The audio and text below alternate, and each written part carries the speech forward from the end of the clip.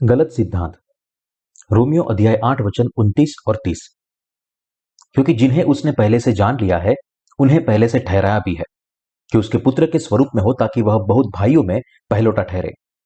फिर जिन्हें उसने पहले से ठहराया उन्हें बुलाया भी, और जिन्हें बुलाया उन्हें धर्मी भी ठहराया है, और जिन्हें धर्मी ठहराया उन्हें महिमा भी दी है।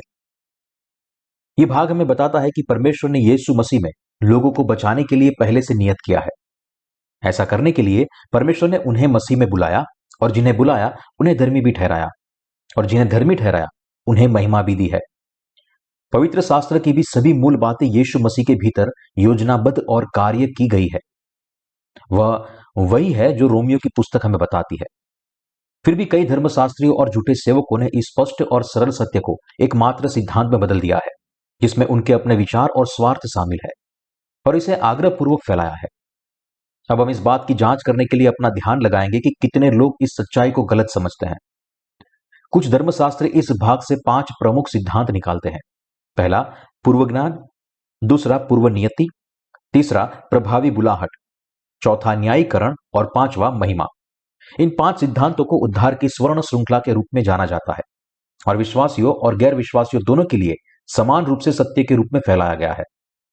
लेकिन उनके दावे खामियों से भरे हैं। सभी 5 सिद्धांत केवल वही बोलते हैं जो परमेश्वर ने किया है, अर्थात परमेश्वर पहले से ही किसी को जानता था, पहले से ही उसने किसी को चुना था, पहले से ही किसी को बुलाया था, किसी को न्यायोचित किया था और किसी की महिमा की थी। लेकिन पूर्व नियति का सिद्धांत एक ऐसा सिद्धांत है जो दावा करता है कि परमेश्वर ने बिना शर्त उन लोगों को चुना है जिन्हें वह उनके जन्म से पहले ही बचा लिया था। तो अभी पूर्व नियति का बाइबल सत्य यह शिक्षा देता है कि परमेश्वर ने पापियों को उनके ऊपर अपना प्रेम उंडेलने के द्वारा अपनी संतान बना लिया है। इस प्रकार उन्हें चुनकर परमेश्वर ने उन्हें बुलाया, धर्मी ठहराया और महिमावंत किया। धर्मशास्त्र के पूर्व नियति और चुनाव के सिद्धांत में त्रुटि। मसीही धर्मशास्त्र में हम जॉन कैल्विन द्वारा घोषित कैल्विनवाद के 5 महान सिद्धांत पा सकते हैं। इनमें पूर्व नियति का सिद्धांत और चुनाव का सिद्धांत शामिल है। निम्नलिखित चर्चा में इन सिद्धांतों की बाइबल त्रुटियों को इंगित करूंगा और पानी और आत्मा के सुसमाचार की गवाही दूंगा। चुनाव का सिद्धांत जॉन कैल्विन नामक एक धर्मशास्त्री से उत्पन्न हुआ। बेशक परमेश्वर ने कैल्विन के समय में बहुत पहले यीशु मसीह में चुनाव की बात की थी, लेकिन उसके चुनाव के सिद्धांत ने कई लोगों को भ्रम में डाल दिया है। यह झूठा सिद्धांत परमेश्वर के प्रेम को सीमित करता है और उसे भेदभावपूर्ण और अनुचित रूप में परिभाषित करता है। मूल रूप से कहे तो परमेश्वर के प्रेम की न तो कोई हद है और न ही सीमाएं, और इस तरह पूर्व नियति का सिद्धांत जो परमेश्वर के प्रेम पर ऐसी सीमाएं लगाता है, वह झूठ के अलावा कुछ भी नहीं हो सकता। फिर भी वास्तविकता यह है कि आज यीशु में बहुत से विश्वासियों ने इस सिद्धांत को स्वाभाविक और भाग्यवादी के रूप में स्वीकार किया है। पूर्व नियति के सिद्धांत के विचार ने कई दिमागों पर शासन कर लिया है, क्योंकि यह सिद्धांत उन लोगों के लिए उपयुक्त है जो दार्शनिकता पसंद करते हैं और इस तरह उनके दिमाग पर हावी होते हैं, जिससे यह उनके लिए विश्वसनीय हो जाता है। सिद्धांत का दावा है कि सृष्टि से पहले भी परमेश्वर ने बिना शर्त पूर्व निर्धारित किया और कुछ लोगों को चुना, जबकि अन्य लोगों को इस चुनाव से बाहर रहने के लिए पूर्व निर्धारित किया गया था। क्या यह सिद्धांत सही था? जिन आत्माओं का चयन नहीं किया गया था उनके पास परमेश्वर का विरोध करने का कारण है, और वह एक अनुचित और पूर्वाग्रही परमेश्वर में बदल जाएगा। इन सिद्धांतों के कारण आज का मसीही धर्म बड़ी उलझन में पड़ गया है। परिणाम स्वरूप बहुत से मसीही यह सोचकर पीड़ित हो रहे हैं, क्या मेरा चुनाव हुआ है? यदि सृष्टि से पहले परमेश्वर ने मेरी निंदा की होती तो यीशु पर विश्वास करने का क्या फायदा? वे अंत में इस बात में अधिक रुचि रखते हैं कि क्या उन्हें परमेश्वर के चुनाव में शामिल किया गया था या बाहर रखा गया था। यही कारण है कि पूर्व नियति के सिद्धांत ने यीशु में विश्वासियों के बीच इतना भ्रम पैदा कर दिया है, क्योंकि वे अपने चुनाव के प्रश्न को अधिक महत्व देते हैं, न कि पानी और आत्मा के सच्चे सुसमाचार को जो परमेश्वर द्वारा दिया गया है। इस सिद्धांत ने मसीही धर्म की सच्चाई को केवल एक जगत के धर्म में बदल दिया है। लेकिन अब समय आ गया है कि हम इन गलत सिद्धांतों को मसीही जगत से उस सुसमाचार के साथ निकाल दे जिसने परमेश्वर की धार्मिकता की गवाही दी है। इस प्रकार आपको पहले स्वयं देखना चाहिए कि पूर्व नियति का सिद्धांत सही है या गलत। वे लोग जिन्हें वास्तव में परमेश्वर द्वारा चुना गया है, वे वो है जिनकी धार्मिकता को जानते हैं और उसमें विश्वास करते हैं। सत्य के द्वारा कही गई पूर्व नियति और चुनाव। इफिसियों अध्याय 1 वचन 3 से 5 कहता है, हमारे प्रभु यीशु मसीह के परमेश्वर और पिता का धन्यवाद हो कि उसने हमें मसीह में स्वर्गीय स्थानों में सब प्रकार की आत्मिक आशीष दी है, जैसा उसने हमें जगत की उत्पत्ति से पहले उसमें चुन लिया कि हम उसके निकट प्रेम में पवित्र और निर्दोष हो, और अपनी इच्छा के भले अभिप्राय के अनुसार हमें अपने लिए पहले से ठहराया कि यीशु मसीह के द्वारा हम उसके ले पालक पुत्र हो। इफिसियों के इस भाग में जिस चुनाव के बारे में बात की गई है वह जगत की उत्पत्ति से पहले उसमें चुन लिया। यह हमें यह भी कहता है कि यीशु मसीह ने एक भी व्यक्ति को पाप से उद्धार के अनुग्रह से वंचित नहीं रखा। इस भाग से हमें यह पता लगाना चाहिए कि पूर्व नियति के सिद्धांत में वास्तविक में क्या गलत है। इस सिद्धांत की मूलभूत त्रुटि यह है कि यह परमेश्वर के चुनाव के मानक के खिलाफ पक्षपाती है, अर्थात किसको बचाया जाना है और किसको नहीं, इसका आधार परमेश्वर के वचन पर निर्भर नहीं करता है, बल्कि उसके मनमाने और बिना शर्त निर्णय पर निर्भर करता है। यदि हम बिना शर्त पूर्व नियति और चुनाव के तर्क पर यीशु में अपने विश्वासों को आधार बनाते हैं, तो हम अपनी घबराहट वाली अनिश्चितताओं और चिंताओं में यीशु पर कैसे विश्वास कर सकते हैं। केल्विनवाद एक झूठे सिद्धांत का प्रचार करता है जो धर्मी परमेश्वर को एक अनुचित और अन्यायी परमेश्वर में बदल देता है। केल्विन ने ऐसी गलती क्यों की? इसका कारण यह है कि उसने यीशु मसीह में की शर्त को परमेश्वर की पूर्व नियति से निकाल दिया, और त्रुटि इतनी गंभीर है कि बहुतों को भ्रमित और भरमा सकती है।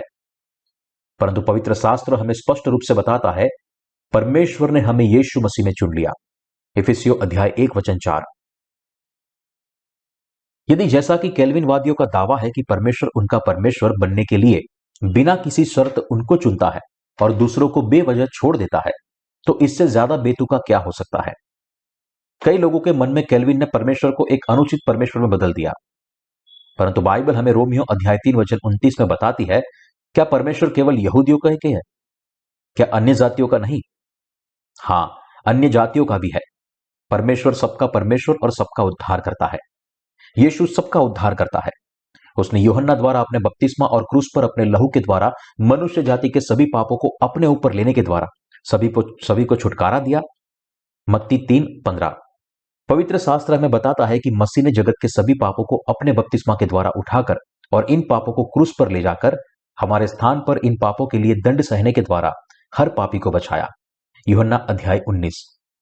साथ ही यूहन्ना अध्याय 3 वचन 16 हमें बताता है, क्योंकि परमेश्वर ने जगत से ऐसा प्रेम रखा कि उसने अपना इकलौता पुत्र दे दिया कि जो कोई उस पर विश्वास करे वह नाश न हो परंतु अनंत जीवन पाए। यीशु मसीह ने अपने बपतिस्मा के द्वारा सभी के पापों को अपने ऊपर ले लिया, क्रूस पर मर गया और परमेश्वर की धार्मिकता में पूरी मनुष्य जाति के लिए मृत्यु से जीवित हुआ। परमेश्वर ने किसे बुलाया है उसके बारे में हमारी समझ उसके वचन पर आधारित होनी चाहिए। ऐसा करने के लिए आइए हम रोमियो अध्याय 9 वचन 10 और 11 के परिच्छेद को देखें। और केवल यही नहीं, परंतु जब रिबका भी एक से अर्थात हमारे पिता इसहाक से गर्भवती थी और अभी तक न तो बालक जन्मे थे और न उन्होंने कुछ भला या बुरा किया था, इसलिए कि परमेश्वर की मनसा जो उसके चुनाव लेने के अनुसार है, कर्मों के कारण नहीं वरन बुलाने वाले के कारण बनी रहे। यह कहता है कि परमेश्वर का उद्देश्य जिसे उसने बुलाया है उनके लिए बना रहे। तो फिर परमेश्वर ने यीशु मसीह में किसे बुलाया है? वे पापी हैं जिन्हें परमेश्वर ने बुलाया है। एसाव और याकूब के बीच परमेश्वर ने किससे प्रेम किया? वह याकूब से प्रेम करता था। परमेश्वर ने एसाव जैसे लोगों से प्रेम नहीं किया जो अपनी धार्मिकता से भरे हुए थे, परंतु उन्होंने याकूब के समान पापियों को बुलाया और उन्हें पानी और आत्मा के सुसमाचार के द्वारा नया जन्म प्राप्त करने की अनुमति दी। यह परमेश्वर की धार्मिकता की इच्छा थी जिसने याकूब जैसे पापियों को यीशु मसीह के द्वारा प्रेम करने और बुलाने के लिए चुना। क्योंकि आदम सभी का पूर्वज था, इसलिए सभी मनुष्य एक पापी की संतान के रूप में पैदा हुए थे। भजन संहिता 51 में दाऊद कहता है कि जब वह अपनी माता के गर्भ में था तब से उसने पाप में गर्भ धारण किया था। क्योंकि लोग पापियों के रूप में पैदा होते हैं, वे पाप करते हैं, चाहे उनका कोई भी संकल्प क्यों ना हो। वे जीवन भर अपने अंत तक पाप का फल भोगते रहते हैं। मरकुस अध्याय 7 वचन 21 से 23 हमें बताता है कि जैसे सेब के पेड़ और नाशपति के पेड़ नाशपति के फल देते हैं, वैसे ही मनुष्य अपने पूरे जीवन के लिए पाप में जीने के लिए बाध्य है, क्योंकि वे पाप के साथ पैदा हुए थे। आपको अपनी इच्छा के विरुद्ध पाप करने का अनुभव होना चाहिए। ऐसा इसलिए है क्योंकि शुरू से ही आप एक पापी पैदा हुए थे। लोग व्यभिचार, परस्त्री गमन, हत्या, चोरी, लाभ, दुष्टता, छल, लुचपन और ऐसे ही अन्य पापों सहित बुरे विचारों के साथ जन्म लेते हैं। यही कारण है कि हर कोई अपना जीवन पाप में जीता है। पाप विरासत में मिला है। चूंकि हम उन पापों के साथ पैदा हुए थे जो हमारे पूर्वजों ने हमें दिए थे, हम मूल रूप से पाप में जीने के लिए नियत है। यही कारण है कि हमें यीशु पर अपने उद्धारकर्ता के रूप में विश्वास करने और परमेश्वर की धार्मिकता में विश्वास करने की आवश्यकता है। तो क्या इसका यह अर्थ है कि परमेश्वर की पहली सृष्टि आदम असफलता में समाप्त हुआ? नहीं, ऐसा नहीं है। परमेश्वर ने मनुष्य जाति को अपनी संतान बनाने का निश्चय किया, इसलिए उसने पहले मनुष्य को पाप में गिरने दिया। उसने मूल रूप से हमें पापी होने की अनुमति दी ताकि परमेश्वर हमें बचाए और हमें यीशु मसीह के बपतिस्मा और उसके लहू के साथ अपनी संतान बना सके। इसलिए हमें पता होना चाहिए कि हम बिना किसी अपवाद के पापियों के रूप में पैदा हुए थे। हालांकि परमेश्वर ने सृष्टि से पहले यीशु मसीह को इस पृथ्वी पर भेजने का फैसला किया, यह जानते हुए कि मनुष्य जाति पापी बन जाएगी। उसके बाद उसने यूहन्ना द्वारा प्राप्त यीशु के बपतिस्मा के द्वारा जगत के सारे पापों को यीशु पर रखा और उसे क्रूस पर मरने दिया। दूसरे शब्दों में, उसने पाप से छुटकारे पर विश्वास करने वाले किसी भी व्यक्ति को परमेश्वर की संतान बनने की आशीष प्रदान करने का फैसला लिया। यह परमेश्वर की योजना है और मनुष्य जाति को बचाने का उसका उद्देश्य है। कुछ लोग अपनी गलतफहमी में पूछ सकते हैं, याकूब और एसाव को देखो, क्या एक को चुना नहीं गया था और दूसरे को परमेश्वर ने त्याग नहीं दिया था? परंतु परमेश्वर ने बिना शर्त उन लोगों को नहीं चुना जो यीशु मसीह के बाहर बचाए जाने पर जोर देते थे। उसने स्पष्ट रूप से यीशु मसीह के द्वारा सभी को अपनी संतान बनाने का चुनाव किया। जब केवल पुराने नियम पर विचार किया जाता है तो हमें यह आभास हो सकता है कि परमेश्वर ने केवल एक पक्ष को चुना है, लेकिन नए नियम के साथ हम स्पष्ट रूप से देख सकते हैं कि उसने यीशु मसीह के माध्यम से सभी पापियों को बचाने के लिए याकूब जैसे लोगों को चुना। हमें एक स्पष्ट समझ और विश्वास होना चाहिए कि परमेश्वर ने अपने वचन के साथ किसे बुलाया है। एसाव और याकूब में से किसी को परमेश्वर ने बुलाया और प्रेम किया। उसने याकूब को छोड़ किसी को नहीं बुलाया। एक ऐसा व्यक्ति जो कमियों से, छल से और अधर्म से भरा हुआ था, उसे प्रेम करने और उसे परमेश्वर की धार्मिकता में बचाने के लिए बुलाया। आप भी इस सत्य पर विश्वास करो कि परमेश्वर पिता ने आपको यीशु मसीह के द्वारा अपनी धार्मिकता में बुलाया है। आपको इस तथ्य में भी विश्वास करना चाहिए कि यीशु मसीह में पानी और आत्मा का सुसमाचार परमेश्वर की धार्मिकता है। तो फिर परमेश्वर ने याकूब जैसे लोगों को क्यों चुना? परमेश्वर ने याकूब को इसलिए चुना क्योंकि वह सभी अधर्मी मनुष्य जातियों का प्रतिनिधि था। परमेश्वर के द्वारा याकूब की बुलाहट उसकी इच्छा के अनुसार बुलाहट थी। परमेश्वर के वचन के अनुसार एक बुलाहट की हम यीशु मसीह में चुने गए हैं। यह बुलाहट सत्य के उस वचन से भी मेल खाती है कि इसलिए कि परमेश्वर की मनसा जो उसके चुन लेने के अनुसार है, कर्मों के कारण नहीं परंतु बुलाने वाले के कारण है, बनी रहे। यीशु मसीह के द्वारा पापियों को बचाने का तरीका यह था कि परमेश्वर की धार्मिकता को उसके प्रेम से संपूर्ण तरीके से परिपूर्ण किया जाए। यह पापियों के लिए परमेश्वर की धार्मिकता द्वारा निर्धारित उद्धार की व्यवस्था थी। उन्हें अपनी धार्मिकता के वस्त्र पहनाने के लिए परमेश्वर ने याकूब जैसे लोगों को बुलाया, जिनमें कोई आत्म धार्मिक नहीं था और जिन्होंने यीशु मसीह के द्वारा उसकी बुलाहट का उत्तर दिया था। क्या परमेश्वर ने उन्हें बुलाया जो स्वयं धर्मी थे और जो ठीक लग रहे थे, या क्या उसने उन लोगों को बुलाया जिनमें आत्म धार्मिकता नहीं थी, जो कमियों से भरे हुए थे? जिन्हें परमेश्वर ने बुलाया वे याकूब जैसे लोग थे। परमेश्वर ने उन पापियों को बुलाया और बचाया जो अपने पापों के कारण नरक में बंधे हुए थे। आपको यह आवश्यक समझना चाहिए कि अपने जन्म से ही आप भी एक पापी है जो परमेश्वर की महिमा से रहित हो गए हैं और इस तरह आप नरक के लिए नियत है। दूसरे शब्दों में, आपको अपने सच्चे व्यक्तित्व को जानना जरूरी है। परमेश्वर ने सभी पापियों को यीशु मसीह के द्वारा बुलाया और अपनी धार्मिकता में उनका उद्धार किया। परमेश्वर के लोग वे हैं जो उसकी धार्मिकता में विश्वास करके धर्मी ठहराए गए हैं। परमेश्वर ने सभी पापियों को बुलाने और उन्हें यीशु में छुड़ाने के लिए उन्हें पहले से ही ठहराया और जो कुछ उसने पहले से ठहराया था उससे पूरा किया। यह यीशु मसीह में पूर्व नियति और सच्चा चुनाव है जिसके बारे में परमेश्वर बोलता है। परमेश्वर के सच्चे चुनाव को समझने के लिए हमें पहले चुनाव पर इस सच्चाई की पृष्ठभूमि को समझना होगा, जैसा कि पुराने नियम में वर्णित है। पुराने नियम में परमेश्वर के चुनाव की पृष्ठभूमि उत्पत्ति अध्याय 25 वचन 21 से 23 हमें याकूब और एसाव की कहानी के बारे में बताता है। जब वे अपनी मां रेबेका के गर्भ में थे, इन दोनों में से परमेश्वर ने याकूब को चुना। केल्विन ने अपने चुनाव के सिद्धांत को इस भाग पर आधारित किया, लेकिन हम जल्द ही पता लगा लेंगे कि उनकी समझ परमेश्वर की इच्छा से दूर है। परमेश्वर याकूब को एसाव से अधिक प्रेम करता था। उसका एक कारण था। इसका कारण यह है कि एसाव जैसे लोग परमेश्वर पर भरोसा करने और उस पर विश्वास करने के बजाय अपनी ताकत पर विश्वास करके जीवन जीते हैं, जबकि याकूब जैसे लोग परमेश्वर की धार्मिकता पर भरोसा और विश्वास करके जीवन जीते हैं। जब यह कहता है कि परमेश्वर ने याकूब को एसाव से अधिक प्रेम किया, तो इसका अर्थ है कि परमेश्वर ने याकूब जैसे लोगों से प्रेम किया। यही कारण है कि हम मसीह में चुने गए। एफेसियों अध्याय 1 वचन 4। यीशु के बिना और परमेश्वर की धार्मिकता के बाहर बिना शर्त चुनाव केवल एक झूठा मसीही सिद्धांत है। यह विचार मसीही धर्म में भाग्य के देवता में विश्वास करने और लाने के समान है। लेकिन सच्चाई हमें बताती है कि परमेश्वर ने सभी पापियों को यीशु में चुना है, क्योंकि परमेश्वर ने सभी पापियों को बचाने के लिए यीशु मसीह में चुन लिया। उसका चुनाव एक न्यायपूर्ण चुनाव था। यदि परमेश्वर ने याकूब को बिना किसी शर्त के चुना होता और एसाव को निराधार रूप से दोषी ठहराया होता, तो वह एक अनुचित परमेश्वर होता। परंतु उसने हमें यीशु मसीह में बुलाया, और जिसने उसको बुलाया उन्हें बचाने के लिए उसने यीशु को इस पृथ्वी पर भेजा कि वह अपने बपतिस्मा के द्वारा जगत के पापों को ग्रहण करे, जिसने परमेश्वर की धार्मिकता को पूरा किया है और क्रूस पर अपना बहुमूल्य लहू बहाया है। इस प्रकार परमेश्वर ने हमें मसीह यीशु के द्वारा चुना और प्रेम किया। हमें अपने मानवीय विचारों को त्यागने और पवित्र शास्त्र के वचन में विश्वास करने की आवश्यकता है, न कि शाब्दार्थ के विश्वास में, बल्कि हमारे आत्मिक विश्वासों में। दूसरे शब्दों में, परमेश्वर पिता ने हम सभी को यीशु मसीह के द्वारा चुना है। लेकिन केल्विन परमेश्वर के चुनाव के साथ कैसा व्यवहार करता है? सच्चा विश्वास तब मिलता है जब व्यक्ति परमेश्वर की धार्मिकता को जानता है और विश्वास करता है। मनुष्य के विचार को सत्य मानना मूर्ति की आराधना करने के समान है, परमेश्वर की नहीं। यीशु के द्वारा परमेश्वर की धार्मिकता में विश्वास करना पूर्व नियति के गलत सिद्धांत में विश्वास करने से स्पष्ट रूप से भिन्न है।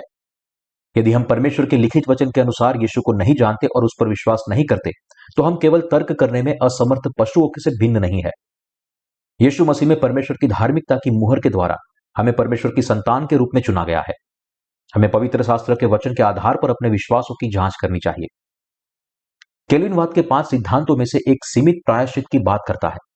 यह सिद्धांत दावा करता है कि दुनिया के कई लोगों में से कुछ लोगों को परमेश्वर के उद्धार से बाहर रखा गया है, परंतु परमेश्वर का प्रेम और उसकी धार्मिकता इतनी अनुचित नहीं हो सकती। पवित्र शास्त्र हमें बताता है कि परमेश्वर चाहता है कि सब मनुष्य का उद्धार हो और वे सत्य को भली भांति पहचान ले। यदि उद्धार की आशीष एक सीमित आशीष होती जो कुछ लोगों को ही दी जाती है, लेकिन दूसरों को इसकी अनुमति नहीं दी जाती है, तो इसे कई लोग होंगे जो यीशु में अपने विश्वास को त्याग देंगे।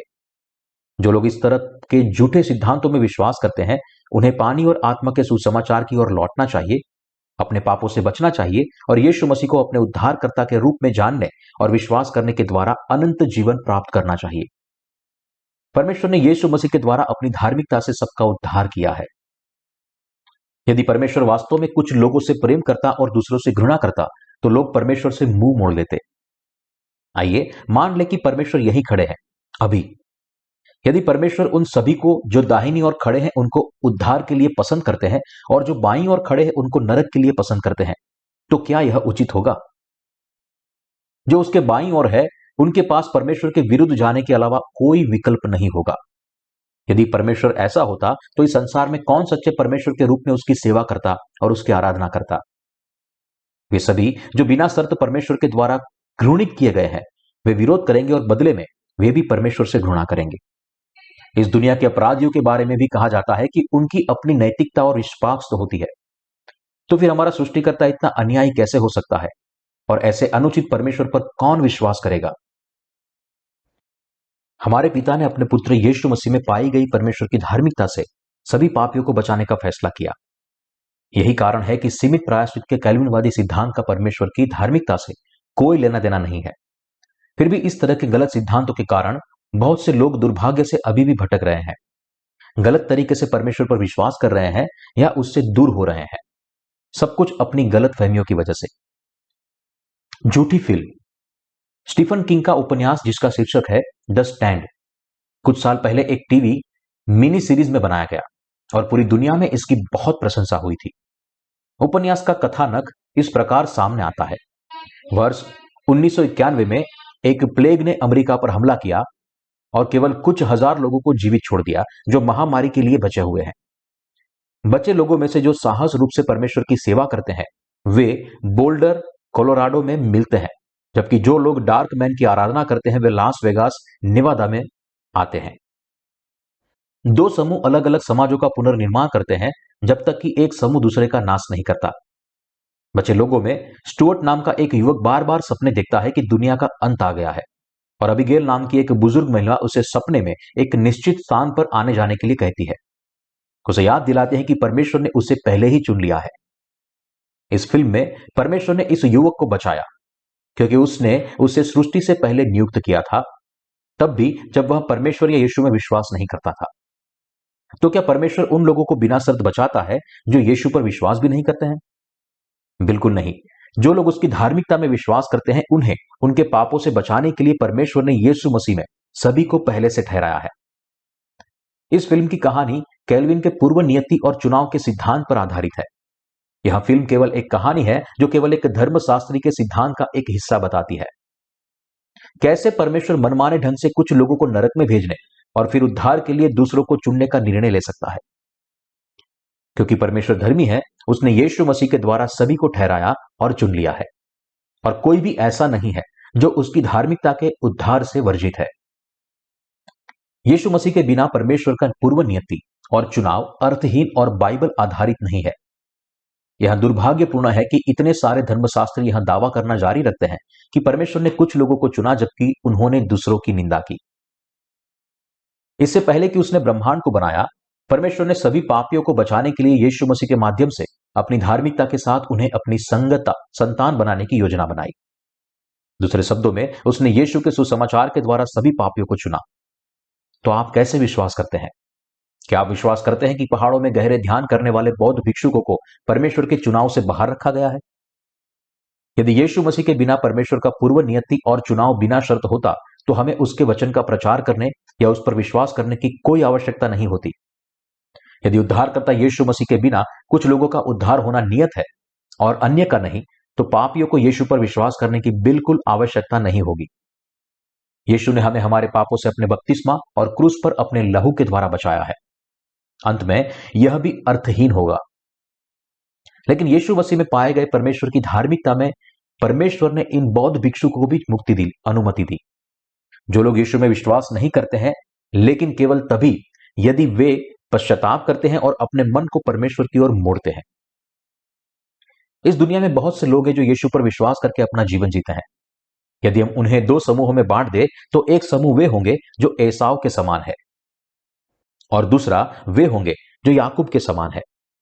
याकूब जैसे लोग खुद को नरक के लिए बाध्य पापियों के रूप में पहचानते हैं और इस तरह यीशु द्वारा दी गई पानी और आत्मा के सुसमाचार पर विश्वास करके वे अपने पापों से बचाए जाते हैं।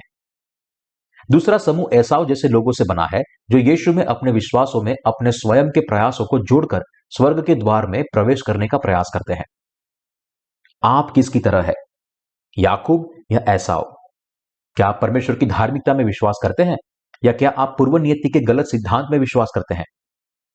इन दो विश्वासों के बीच आपकी पसंद तय करेगी कि आप स्वर्ग में जाएंगे या नरक में। आपको इन गलत सिद्धांतों को फेंक देना चाहिए और परमेश्वर की धार्मिकता के द्वारा बोले गए पानी और आत्मा के सुसमाचार में विश्वास करके उसके साथ शांति बनाने के लिए परमेश्वर की धार्मिकता को प्राप्त करना चाहिए। केवल यही विश्वास हमें हमारे पापों और अनंत जीवन से संपूर्ण छुटकारा देता है।